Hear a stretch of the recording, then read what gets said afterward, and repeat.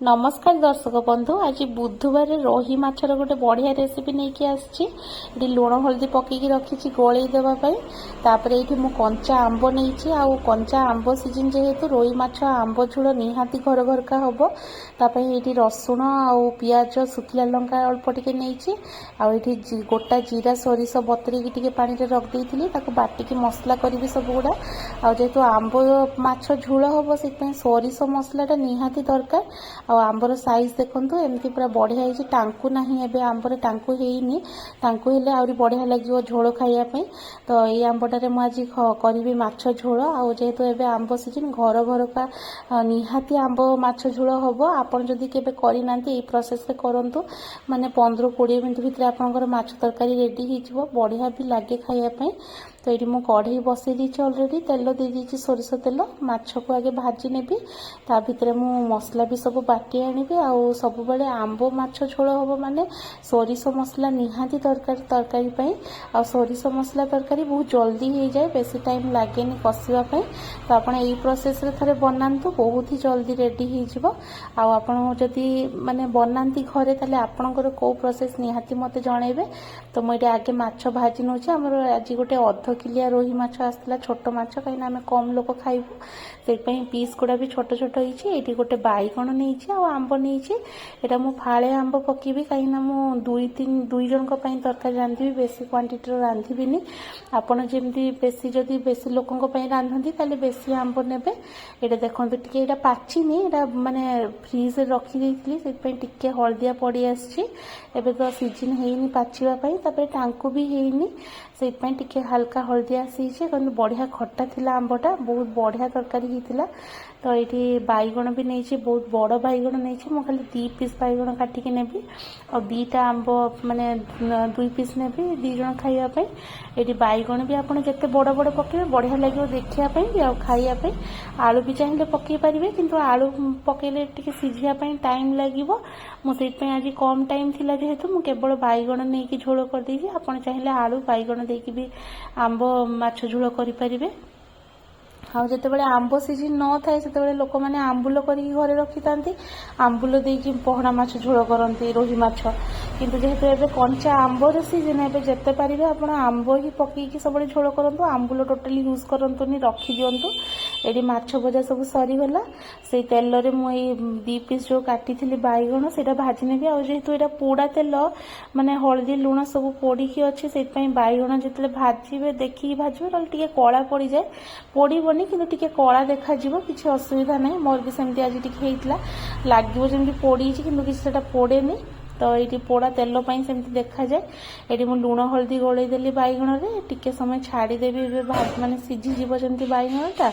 आउ माने सीझीज भाजी भी हो डायरेक्ट मुझे झोल पकईदेवी ये देखो पोड़ा तेल जेहतु अल्प टिके से भितर देखो भल अच्छी उपरटा टे कला पड़ी आउ कि बढ़िया से पूरा सीझी जाइए बैगणटा मोर ए बैगण मुझे काढ़ी नेबी काढ़ी नहीं सारा पर आउ टिके अल्प जेहतु टिके तेल अच्छी आउ टिके तेल देवी तरकारी दे सारा पर मु तरकारीटा बनै नेबी बहुत जल्दी ही हो जाए तरकारीटा आउ जेते माने चेष्टा करेंगे कम मसला देवे सोरिष मसला जिते कम मसला देवे से भल लगे खायापी पतला झोल करेंगे जो आंबटा काटिकी रखी 2 पीस से तेल देदेली तापर जो मसला बाटिकी रखी सोरिष गोटा जीरा और सुखिला लंका रसुण पियाज से मसला भी देदेवी और मसला बहुत कम नहीं मो झोल देखले आप जानीपारे केते पानिया झोल होती जिते पानिया झोल करेंगे खट्टा झोल से खायापी आपको बढ़िया लगे तो ये मसला देदेली आ लुण हल्दी लंका गुंड टिके देदेवी लंका अलरेडी बाटी अल्प टिके खाली देवी लंका आउ ये तरकारी रंग दरकार नहीं जमती तो माने पियाज रसुण अदा पकई जो तरकारी करती जमती लाल लाल देखा जाए सेटा माने देखाइले भल लगे खायापी किंतु एटार बेसर झोल जमती तार कलर सेमिति टिके हलदिया कलर रहिबो सेटा बढ़िया लगे तार लुक सेमितिका तो मुझे लंका गुंड खाली अल्प टिके नेली बेसी नेले लाल हो भल लगेनि ये मसलाटा को टिके समय खाली 2 मिनिट खाली टिके कषे नेबी तापर मु पानी देदेवी बेसी कषेबे ना पिता लगे अल्प समय टिके कषे देकी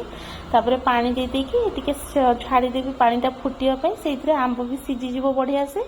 तापरे मु माछ बैगण जो भाजिकी रखी सेगुड़ा छाड़देवी मोर तरकारी रेडी हो गला आंब बेसर माछ झोल आपण निहाती प्रोसेस रे बनातु बेसी किछि मसला दरकार नहीं बेसी किछि जिंस भी दरकार नहीं और बहुत जल्दी भी हो जाए आ खाइया पई बहुत ही बढ़िया देखो ये पानी माने झोल फुटिया भितर आंब भी मोर केडे सुंदर सीझी जाइए बहुत बढ़िया से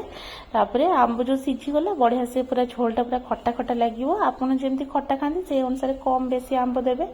तापरे ये माछ मुंड पकईदेली सब झोल रे आंब माने खट्टा झोल माने माछ मुंडटा निहाती पड़िवो आ मोर पर्सनाली माछ मुंड बहुत पसंद लांज भी पकईदेली आ 2 पीस माछ पकईदेवी कहीं आम बेसी लोक खाइबुनी से कम नहीं आपड़ जिते लोक बनइबे से अनुसार पकेबे क्वांटिटी भी सब बैगण मसला सब जिनसर क्वांटिटी बढ़ेदेवे और मु लास्ट रे बैगण भजा भी देदेली तापर टिके समय खाली छाड़ीदेवी जमी माछ बैगण भल से फुटीज से झोल तापर मु बाढ़ी देवी मोर रेडी हो माछ झोल आपणकर सेमती माने आपण बनइले कि नहीं एत पर्यंत